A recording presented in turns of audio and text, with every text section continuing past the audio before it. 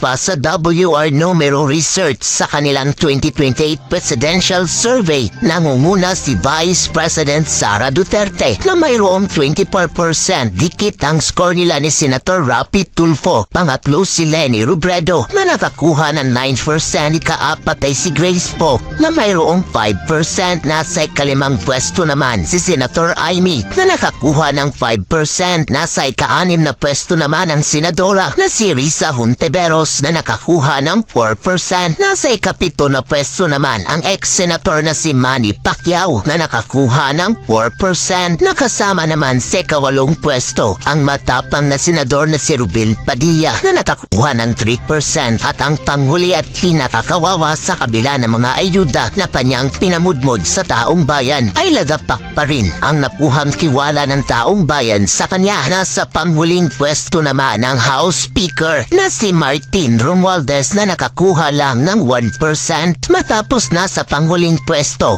ang nasabing speaker ay mas lalong tila pinagtawanan ito ng marami sa ating mga kababayan dahil sa kabila ng walang katapusang pinamudbod na ayuda at pera ni Romualdez, sila hindi pa rin siya gusto ng taong bayan. Hindi naman nakapagpigil na magkomento si Crisette Laureta Chu at tila sinampal ng katotohanan ng nasabing speaker. Ayon pa sa kanya, ang tanga-tanga ng mga congressmen who still ally with Martin. He has spent more than 500 billion pesos in ayuda trying to make people love him and more. And yet, he still cannot get beyond 1 point. In its nearly 3 years, itaganyo sa bato on the grave of all my ancestors that Martin will never ever be the most loved or even liked politician. He will never be president. He won't even budge from the lowest rank as in dyan na siya. Spending 1 trillion pesos more will not make a difference. It's not the money that the issue. Because he is so uncharismatic, so unlikable, so insincere. You cannot sense, for lack of a better word, the evil in him. You are hitching your wagon to a falling star. After BDM, wala yan si Martin. Bobo na mga congressman na to risk their political future. On someone so hated, mag-isip-isip naman kayo. Unquote. Nagbigay naman reaksyon at komento ang solid TDS na si Mr. Will Talker na siyang pinagtawanan at asampal ng katotohanan. Speaker of the House na si Romualdez dahil mas malaki pa ang nakuhang porsyento nang hindi pa sigurado o undecided kung sino ang ibuboto. Tila lumabas tuloy na kawawang kawawat na mumulubi sa boto. Di umano'y naglustay ng pera ng taong bayan para ipamudmod sa ayuda, pero tila isinusuka pa rin ng maraming Pilipino. Martin Romualdez with 1%. Grabe mga lods, no? Yung ginawa mo na lahat, binigay mo na lahat na, no? Lahat na ng kahihiyan pinaggagawa mo, di ba? May pae! Wala pa rin, Martin Tambaloslas. Sa pinakalas ka pa rin, 1% swerte ka. May 1% ka. Samantala, dating Pangulong Gloria Macapagal Arroyo, tila binasag na ang katahimikan at matapang na nagbigay ng kanyang hinaing at komento. O rin ang full video. Ito palang SWS na survey noong first quarter itong year na ito, itinago nila yung grabing paglagapak ng rating ni PBBM at saka ni Martin Romualdez. Ang approval rating ni PBBM bumagsak 55 na lang. Ang disapproval rating niya is 20%. Kaya ang net satisfaction rating ni PBBM napakababa, 35% na lang, which is considered poor. Napakababa na yun. 2 years pa lang siya sa kanyang panunungkulan. Hindi katulad ni PRRD nung panahon niya. Umalis na lang si PRRD, nasa 80% ang kanyang net satisfaction rating. Kaya wala na talaga. Pababa ng pababa, spaghetti pababa ng pababa, lalo na si Speaker Romualdez. Paano? 31% yung kanyang approval, ang disapproval niya is 28%, 3% na lang ang kanyang net satisfaction rating, malapit ng mag-negative negative rating si Speaker Martin Romualdez. Ang dating Pangulong Gloria Macapagal Arroyo, nagbigay na siya ng short na pahayag lang, kailang malaman. Mula nung nadimok si PGMA na senior House Speaker, senior Deputy House Speaker, naging tahimik na siya. Ngayon na lang ulit nagsalita. Alam naman natin, very close itong dalawa. Nang dahil sa pagdimok ni Speaker Romualdez kay PGMA, kaya yon sa galit ni VP Sara, nag-resign siya sa partido, lakas si MD. At the same time, yun na, naipanganak yung tambaluslos na bansag. Okay, ito ang statement ng dating Pangulo. I understand the Vice President did not give a reason for resigning from the cabinet. Thus, I am not in a position to give a statement. At least, nagsalita. Ano? Kaya lang, tikom ang bibig ni VP Sara, walang binanggit na rason whatsoever. Kaya itong si PGMA, wala rin siyang masabi, but at least nagsalita. Ito, wala bang posibilidad na itong dalawa ngayon, sila na ang magtandem na mangulo sa oposisyon? Kasi si PRRD, may edad na. Ngayon, kung si VP Sara, member sa cabinet ni PBBM, nadadamay siya. Kaya, bumababa ang rating ni PBBM, bumababa rin si VP Sara. Kasi nasa gobyerno siya. Ngayon, nakumalas na siya, wala na siya sa cabinet. VP na lang siya. Lalo na ngayon na magiging leader siya sa opposition, whatever nakapalpakan ng administrasyong ito, hindi na siya madadamay. Sa buwatang pamilya Marcos, kumpleto na. Matindi, no? Kumpleto na. Sino yung missing link? Eto na, pumuposisyon na. Ha? Yang sa buwatang Marcos. Sa buwatang pamilyang Marcos. Syempre, simulan natin dito sa buwatang pamilya Marcos. Kumpleto na. Nadagdagan pa ang mga pangalang lumulutang na posibleng maging Senate President. Ay, grabe, no? May pagtatalo na. Diba? Meron na nagpapahiwatig na gustong maging Senate President. Si Chis Escudero at saka si Tito Soto. Yan lang ha. May tanong ako sa inyo. Kung yan lang talaga ang magtatapat as Senate President, sino sa dalawa mas gusto nyo at bakit? Si Chis Escudero at si Tito Soto. Pero meron pang pangatlo. May epal. May gusto pa maging Senate President. Tingnan natin kung sino tong epal na ito. Sa ika-20 Kongreso, kasunod naman ang anunsyo ni Senador Bato de la Rosa na may binubuong Duterte Block sa Senado. Meron Duterte Block, meron Tito Soto, meron Chis Escudero, tapos may Duterte Block. May marami na posibleng mag-Senate President. Pero sino ito? Sino ito? Isa pang epal gusto maging Senate President. Balak bumuo ni Senadora Risa Hontiveros ng isang independent block. Si Risa naman, isa pang grupo, independent block. Nakatutok si Katrina Son. Sa gitna ng ugong ng pagpapalit ng Senate presidency sa pagpasok ng 20th Congress sa Hulyo, naglabas ng pahayag ang kapatid ng Pangulo na si Senador Amy Marcos. Nako! Pasok, Amy! Ay, nako si Amy Marcos. Ay, nako. Ay, may lutang. Ayon sa kanya, may mga lumapit sa kanyang mga kapwa-senador para himuking siyang sumubok maging Senate President. Kaya kita nyo ha, nagpapahiwatig na to si Amy. Meron daw kumakausap sa kanya na gusto siyang maging Senate President. Noong dumausdos ka sa survey, Amy Marcos, nagdudumikit ka kay BP Sara at panay ang batikos mo diyan sa pagkidnap kay Tatay Digong.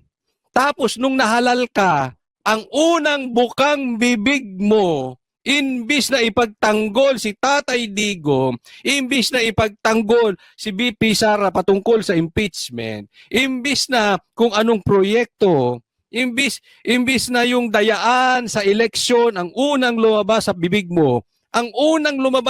mo, merong kumakausap sa mga senador at gusto kang gawing Senate President. Trapong-trapo talaga to si Amy Marcos, di ba?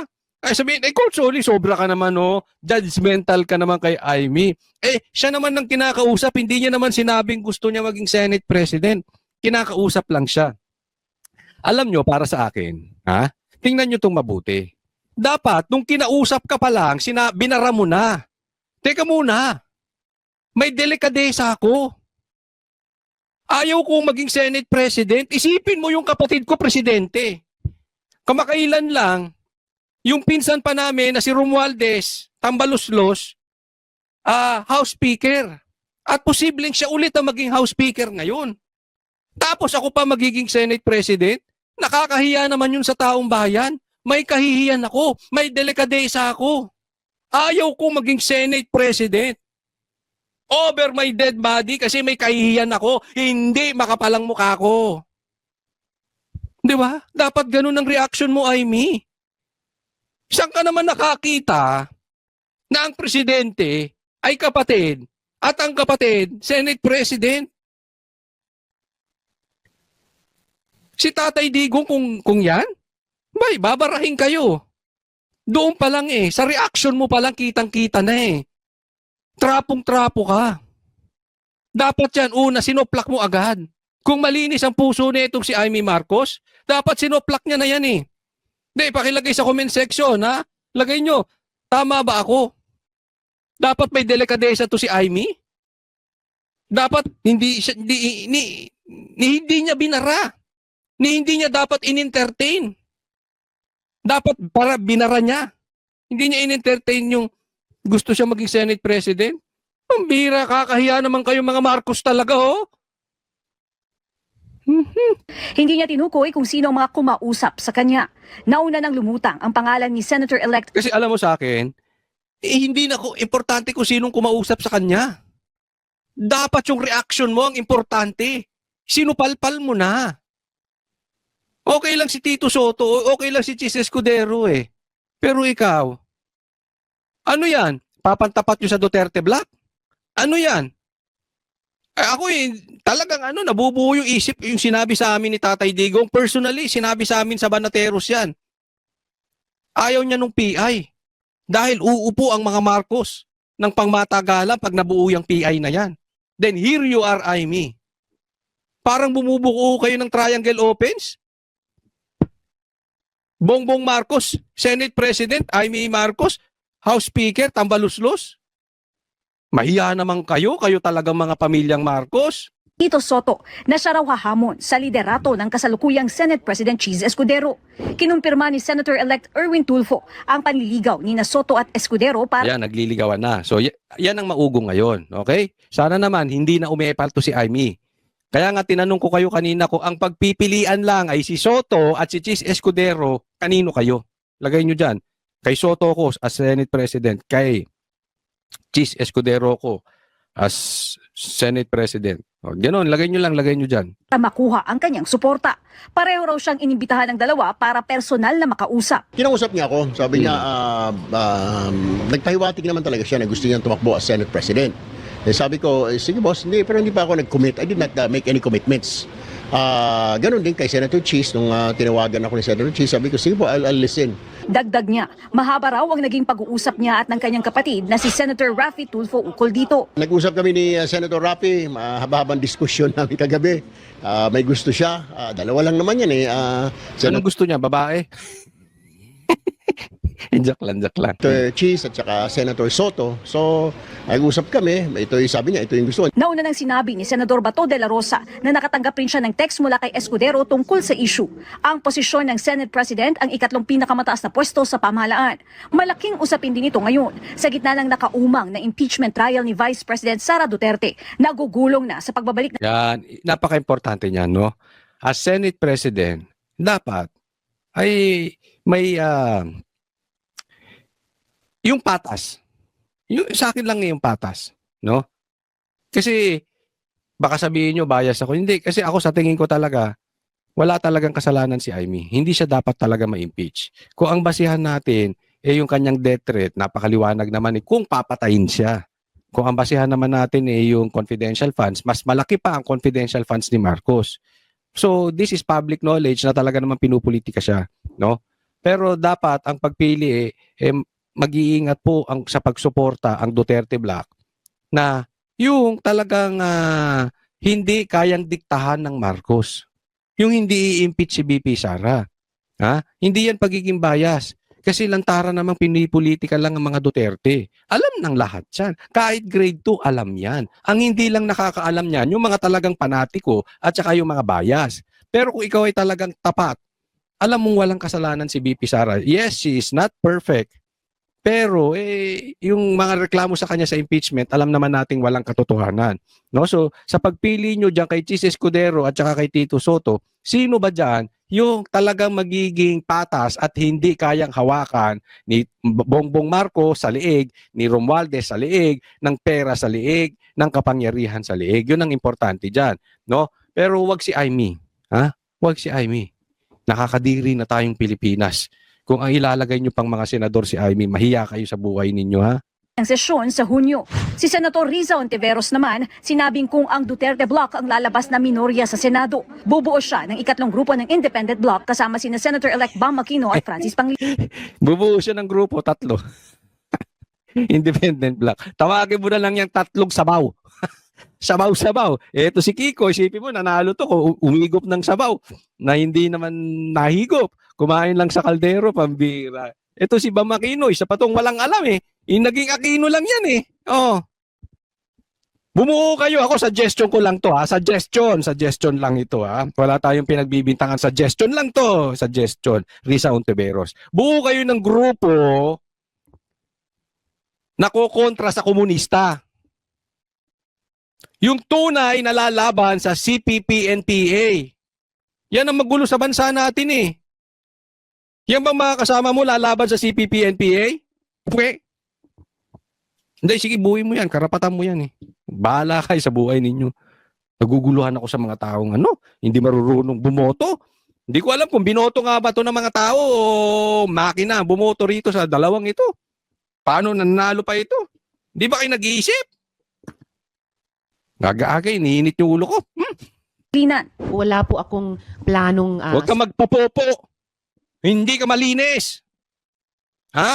Magantay ka lang. Sabi nga ni BP Sara, yun? Yung may saba-saba? Basta yun. There will be a time of reckoning. Sisiguraduhin mo na hindi ka nagpapabricate ng ebidensya, Riza Ontiveros. Siguraduhin mo. Hindi tayo nagbibintang. Pero pag nagpapabricate kayo ng ebidensya, asahan ninyo, lalabas at lalabas at lalabas ang katotohanan. Wait lang kayo. Tumali sa isang Duterte Bloc. Kung makukuha nila yung label ng minority, may option pa rin po ako or kami kung magdesisyon po kami tatlo na lang isang naman kayo. independent block na magpapatuloy talaga sa pag-check and balance, magpapatuloy sa pag-fiscalize at pati sa labas ng Senado, magpapatuloy sa pagbubuo ng oposisyon. Paano kayo naging oposisyon? Hindi nyo nga kine-question yung pag-kidnap kay Tatay Digong. Hindi nyo nga kine-question yung flood control projects. Hindi nyo nga kine-question yung mga maling gawain ni Bongbong Marcos. Paano kayo naging oposisyon? Oo lang kayo ng oo. Nagagamit pa nga kayo sa kalokohan ni Marcos Anong ginawa nyo sa KOJC? Tandem-tandem kayo. Anong ginagawa nyo sa mga Duterte? Paano oposisyon? Kampi-kampi kayo, kinakain ninyo, sukan ninyo. Apaka-plastic ng babaeng ito. Apaka-ipokrito. Ipokrita. Santo-santita. Sa Duterte at sa kina-presidente. Para sa GMA Integrated News. Yan. Aga-aga. Sige, next topic po tayo. Ito, next topic natin. Claire Castro, nadulas. Takot si BBM, humarap sa media. the podcast of the president, podcast number 1. Kailan pa yung next? Kasi, well, this many who have... Podcast number 1. So, ibig sabihin, maraming planong podcast si BBM. Ang tanong, ang matagal ko nang sinasabi at matagal ko nang kine-question kay BBM, even nung lumabas yung podcast, kine-question ko na sa kanya ito. At ngayon, itatanong sa kanya. Pakinggan ninyo. Parehas kami nang nasa isip. Seen it are saying that he showed, that he was empathizing with the people. But, parang walang spontaneity daw. Sana po hindi masyadong curated. Kailan ba kami... Di ba? Scripted na scripted eh. Yun ang problema dyan sa podcast na yon. Halatang halata eh. Scripted. Kailan ba kami makakaasa na may susundan ba po itong podcast number 1? Kailan ang susunod? Kailan susundan ang podcast number 1? Yes, there will be more. Kita mo, nauutal-utal siya. Pansinin nyo, pag sumagot to si Claire, pag about Duterte, yung atake, yung confidence ni Claire, yung hindi siya nagkakabulol-bulol, talagang talagang atake.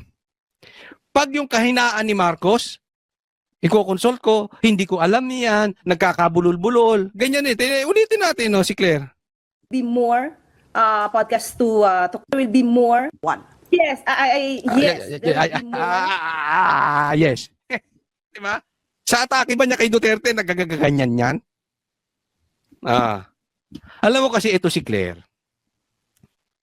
Alam niya kasi, palpak talaga yung amo niya. So ang strength niya, mang-asar lang sa Duterte. That's it. Nothing more, nothing less. Yung posisyon niyang yan is to attack Duterte. Not to defend the president or even ipakita yung magandang gawa ng presidente. Sa bagay, mahirap talagang i-defend ang presidente. Alam mo yung naiisip ko dyan? Yung nakakita na ba kayo ng gorilyang nilagyan ng makeup? Ang hirap pagandahin, di ba? Yan ang trabaho ni Claire. Kaya pag ang tanong is about Bongbong Marcos, hindi ko pa alam, hindi pa namin napag-usapan. Di ba? Pag tanong kay Duterte, straight siya. Nagbubulol-bulol. Tsaka siya? Yung unsure siya sa sagot niya. Why?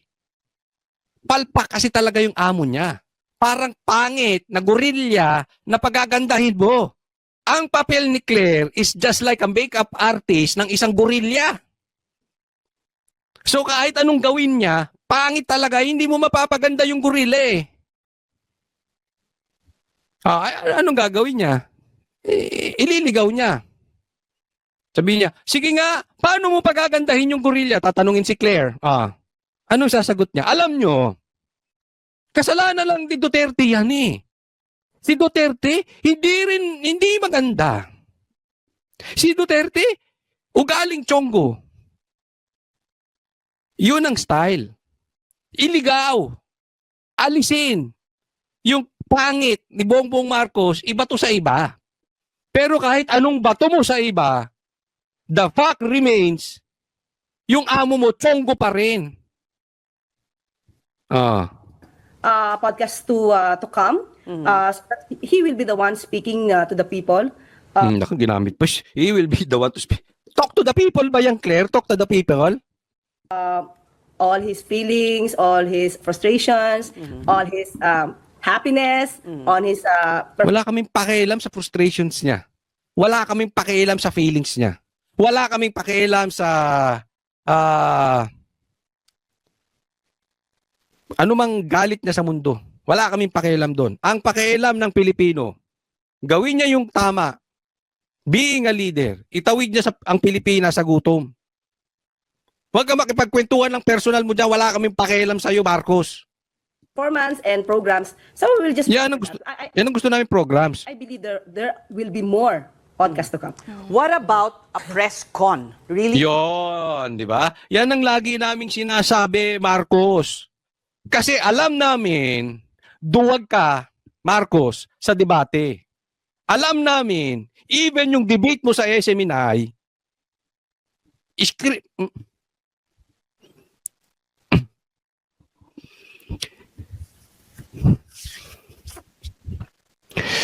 Duwag ka, Marcos. Walang laman ito. Ayan ang totoo. Takot ka nga sa debate eh. Anong klase kang presidente? Kaya nga sinasabi namin, ba't ka nagpa-podcast? Press con. Facing the media. Hindi na Yan, yung tanungan facing the media. naman puro kayo. Hindi naman sa sinasabi namin sawa na kami sa inyo. Oh, hindi dapat puro si Claire. Pero it would be great for the president to go before the media. And if I may add, no, before you answer, attorney, yun din po yung promise ni Presidente sa atin earlier this year. Sabi niya, I will be facing the media more. It happened exactly one more time, right after nung ICC arrest ni former President Duterte. And then we did not have Q&A anymore with the President openly. Yan, ganda, no? Sabi, bakit hindi tayo mag-press con? Yung tanungan. At yan ang pinangako ni Presidente sa amin. Magkakaroon tayo ng regular na press con. Tanungan, hindi podcast. Kasi yung podcast, recorded yun eh.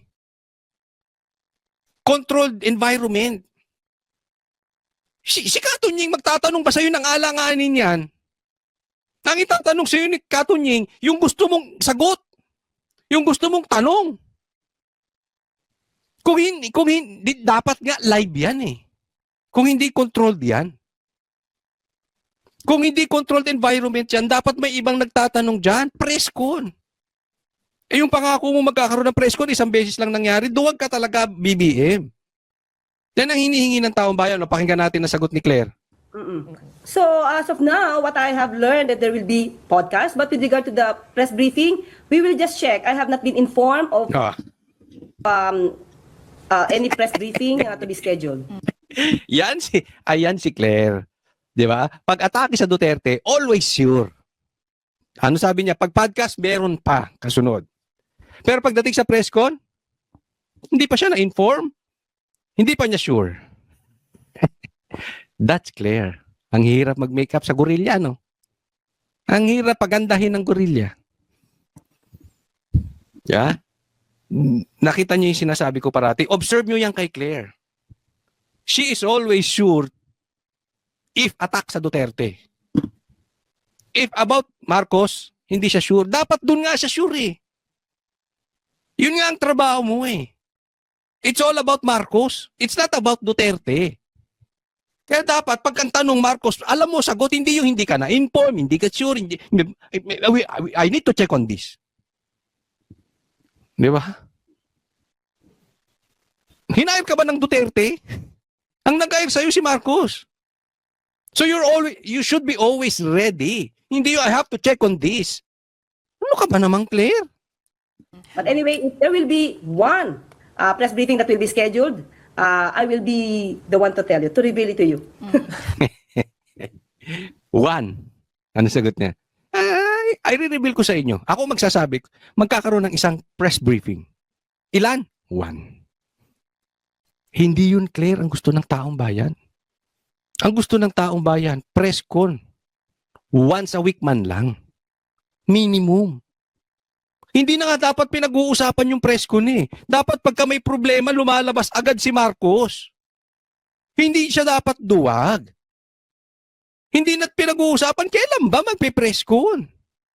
Dapat lagi. Sa laki ng problema ng Pilipinas, dapat labas siya ng labas. Dapat nga every Monday nandiyan siya eh. To address the people. At yun nga mga kababayan, anong masasabi niyo sa balitang ito?